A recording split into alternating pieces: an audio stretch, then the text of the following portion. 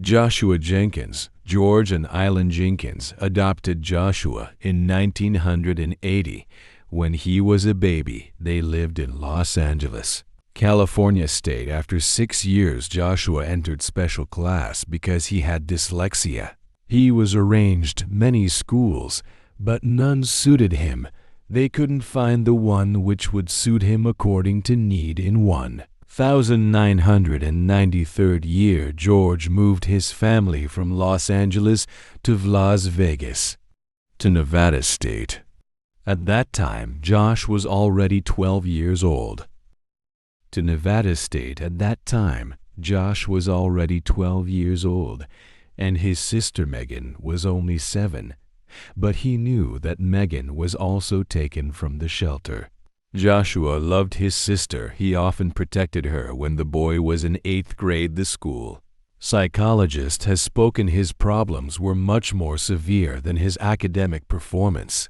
He noted that Joshua spent a large part of your time alone. He was also showing strange behavior. For example, Joshua said that one time he was talking to aliens. Joshua had symptoms of schizophrenia. His parents decided to show him to other specialists. Another doctor prescribed Joshua medicine, but unfortunately the medicine had an adverse effect. His disorders were getting worse. When Joshua got older, his mental issues got badly bad. It got more unsteady. When the boy was 14 years old, he broke his dad's arm with a baseball bat.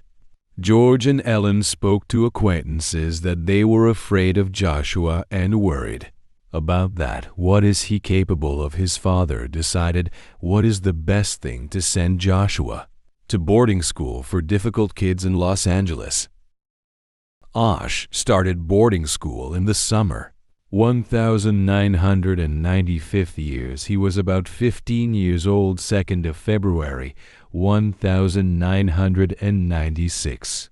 George and Ellen took the child from boarding school, and then they went to their parents in California. The family planned to stay home at their parents' for the weekend in a few days. Joshua should have been examined by a doctor.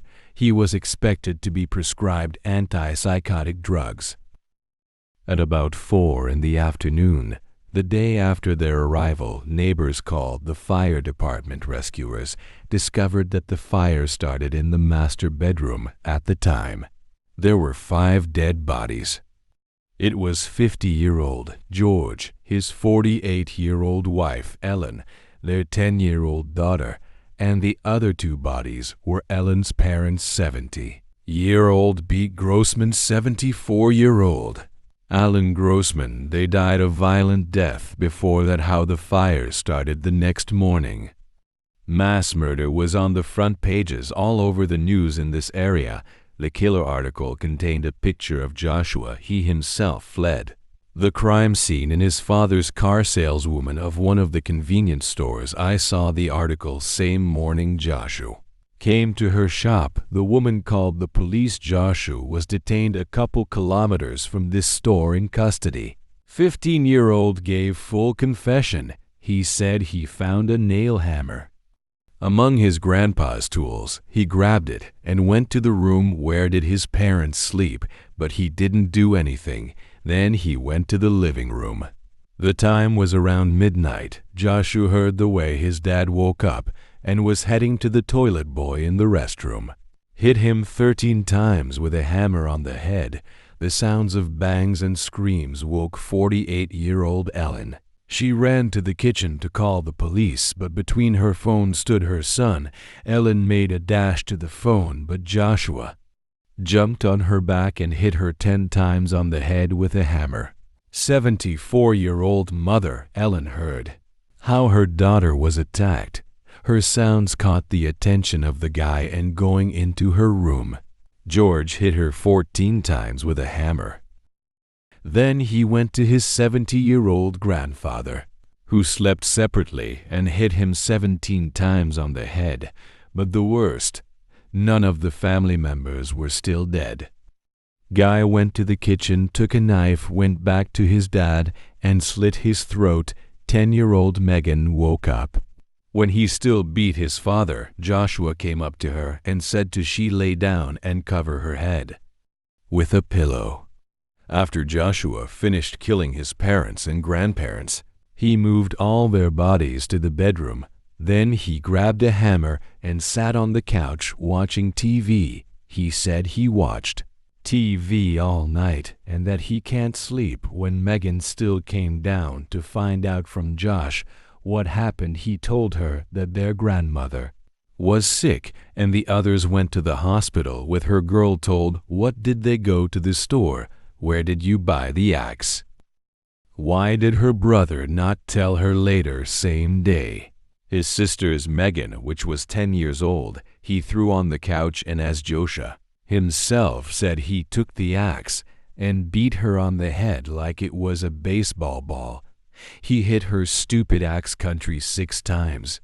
Then he put her body in the bedroom along with the rest of the bodies, and then he started a house fire. It was said that after that, how did he start the fire? He was about to go to the garage, your family in Los Angeles, and commit suicide there. But he was arrested before. How did get to the place? Joshua Jenkins appeared in court in May 1997. About 15 months after the murder, he pleaded not guilty by reason of insanity. The district attorney said that Joshua was emotionally upset, but he wasn't a psychopath. He also said that killing Megan for a guy was much more disturbing than killing the rest of the family. George said, "What did he pick axe because thought that it will cause the least pain?" Prosecutor claimed, "What did the evidence show? What happened there is completely different." Had tiny cuts on Megan's neck. Police searched Joshua's bedroom and they found 2 pictures which were hidden. Those were pictures of little Megan when she was sleeping. Police said that Joshua got possessed by wearing Megan's throat because he tried to rape her, but something went wrong, and instead of to hit her with an axe, Joshua threw her in the corner of the fireplace and hit her several times. Joshua trial lasted 5 weeks.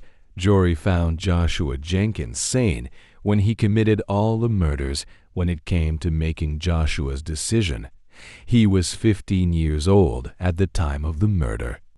Got 112 years in prison, no chance but parole in 2020 year.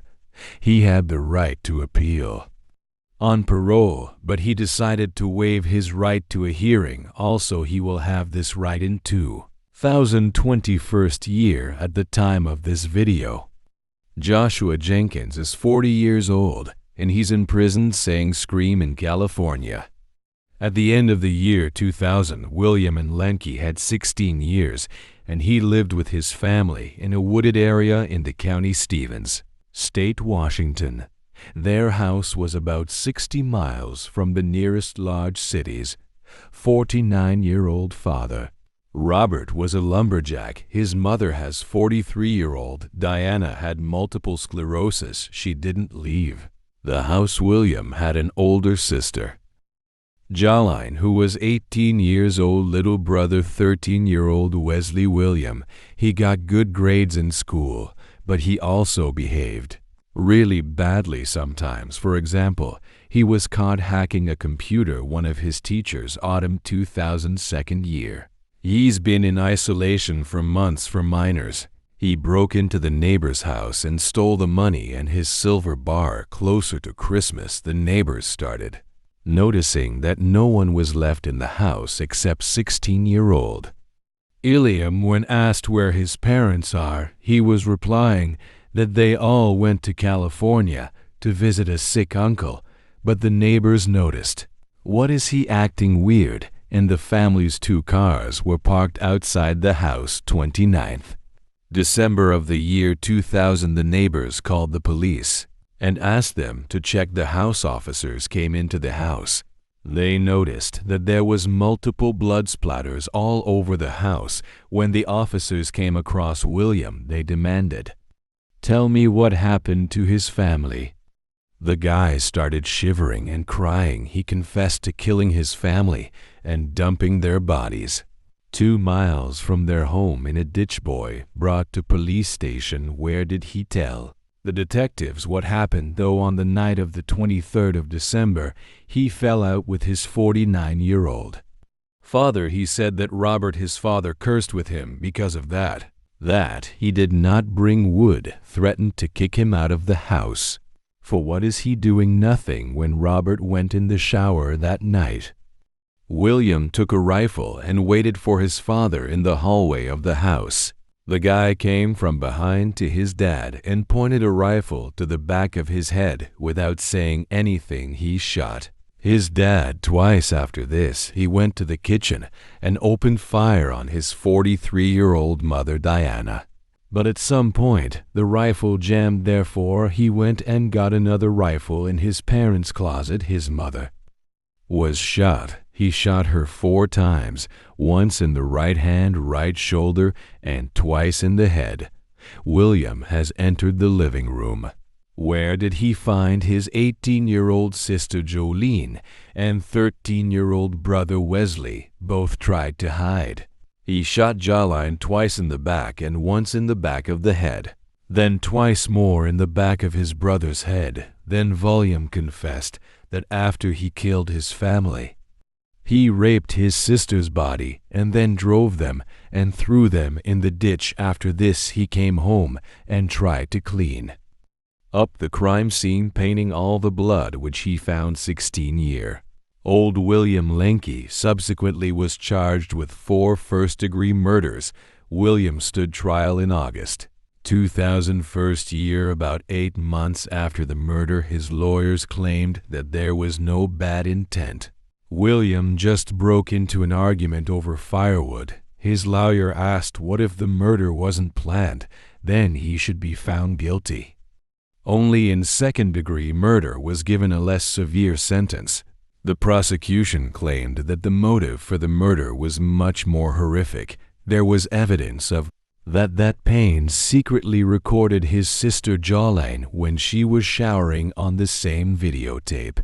He recorded himself masturbating on her video. The prosecution said that William's parents either found the tape, either found out that William was recording Jolene. Police said that on the night of the murders, the boy's parents found out about it and threatened to send him to boarding school in response. William killed the whole family. Forensic medical examiner found evidence that Jolene had sex the night of the murder. DNA test showed that she was raped by her own brother. Later, William confessed everything. Trial lasted a week. Jury finds William Lenke guilty on all 4 counts of first-degree murder. William was sentenced on the same day he was found guilty. The judge said that a monster lives in the boy since he didn't even worry about that. What did he get sentenced to life in prison without the possibility of parole? William Lenke is 35 years old at the time of this video. He is serving his sentence in Washington State Prison. Wola Nicholas Brownin. At the beginning of the year 2008, Brownin family lived in Cokesville town. John Browning was a well-known and respected business lawyer. His wife, Tamara, was a housewife. John and Tamer had 3 kids, Nicholas, Gregory, and Benjamin. All of them were considered good boys, and they were loved in their schools in their area. All 3 boys were actively engaged in different sports. John and Tamara were at all their sporting events, cheering them on. Nicholas spent the night of the 1st of February 2008 at friends. They came home the next day around 5 o'clock in the evening. His friend drove him home in a few minutes. Nicholas came back outside and told his friend that his dad is dead. The guy called 911 and told the dispatcher, what does he think, that his dad died of a heart attack? When the lifeguards entered the house, they were shook by that. What saw only 5-year-old John Brownie lay dead on the first-floor couch. It was clear that he did not die of a heart attack. His body was covered in blood. Police searched the rest of the house. They found the dead bodies of 44-year-old Tamer's 13-year-old Gregory, and 11-year-old Benjamin. All of them were killed. Police established that the family was killed with a 9mm gun. The house was trashed, but nothing was stolen. The police decided to question the only survivor Browning family member in exactly a week. He was about to turn 16. The beginning Nicholas denied he knows anything about the murders. Investigators noticed that Nicholas didn't seem upset, and they even seemed that he didn't care about that. That his whole family was murdered, police became still more suspicious of Nicholas. When the police found the key to the family gun safe under his bed, they have almost no doubts left after hours of interrogation. Nicholas confessed that he killed his whole family to the police question. Why did he do that? Nicholas claimed his father was an alcoholic, which physically and emotionally bullied him for years. His mother was an accomplice, which allowed the violence to continue. But if it was, then why did he kill his brothers? Nicholas said that he killed them because he thought that this would make the robbery scenario believable. District Attorney, hours after confessing, told the press that Nicholas killed his family when he was being questioned by the detectives. He was talking AB0 on his parents' wealth. He also said that those investigators were nice to him, though a little strict during interrogation. But even if his parents really bullied him, that gave him no reason to kill his 11-year-old brother. In October 2008, 16-year-old Nicholas Browning pleaded guilty to 4 counts in first-degree murder. In January 2009, he was given 4 life sentences, 2 of which must be executed immediately, and 2 of them can be taken down with Nicholas' good behavior only anyways. He will have to serve at least 30 years in prison. 3 years. He is currently serving his sentence in North Branch, Cumberland Correctional Colony. If the sentence appeals, then when they let him go, he will be 49 years old.